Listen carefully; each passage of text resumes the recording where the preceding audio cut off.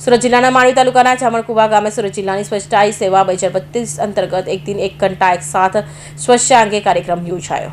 માંડવી તાલુકાના જામણકુવા ગામે ખાતે સ્વચ્છતા હી સેવા 2025 અંતર્ગત કુંવરજી પહાડપતિ મંત્રી શ્રી ગ્રામ વિકાસ શ્રમ અને રોજગારના અધ્યક્ષપદે હેઠળ આજરોજ જામણકુવા ગામે એક દિન એક ઘંટા એક સાથ સ્વચ્છતા પ્રોગ્રામની શરૂઆત શ્રી પંડિત દીનદયાળ ઉપાધ્યાયની પુષ્પ અર્પણ કરીને સ્વચ્છતાના કાર્યક્રમની શરૂઆત કરવામાં આવી હતી, જેમાં સ્વચ્છતા રેલી ગામમાં જાહેર જગ્યાની સફાઈ કરવામાં આવી।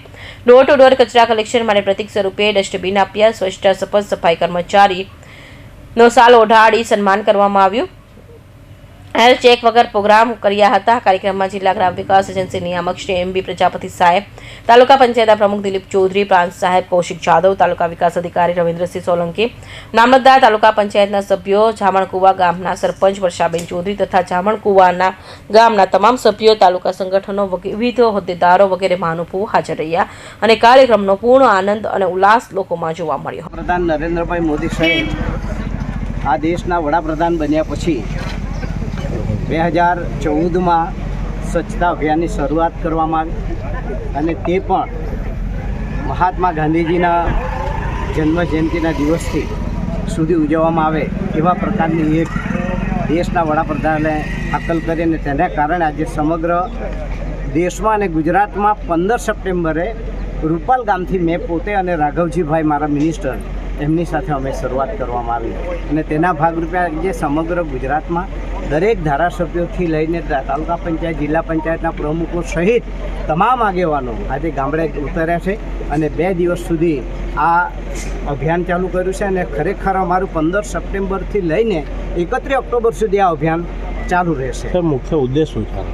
મુખ્ય ઉદ્દેશ છે અમારું સ્વચ્છ ગામ, અમારું ગામ એક સ્વચ્છ રહે તો નિરોગી બને અને ગામ નિરોગી તો સમગ્ર તાલુકો નિરોગી બને તે દિશામાં અમે આગળ વધી રહ્યા છે અને ખાસ કરીને દેશના વડાપ્રધાન નરેન્દ્રભાઈ મોદી સાહેબની જે મહેચ્છા છે કે એક ભારત શ્રેષ્ઠ ભારત બને, એક ભારત વિકસિત ભારત દેશ બને, ક્યારે બને એમની જે કલ્પના છે તે ક્યારે બને કે ભારત દેશના તમામ ગામડાઓ સુધી સ્વચ્છ હોય અને નિરોગી હોય તો ભારત દેશ હું માનું ત્યારથી ખરેખર શ્રેષ્ઠ ભારત બનશે।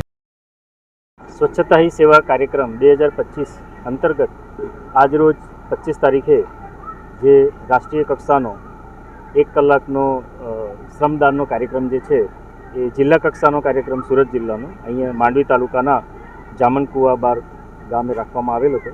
એમાં આપણા માનનીય મંત્રી શ્રી કુંવરજીભાઈ હળપતિ સાહેબ ઉપસ્થિત રહ્યા।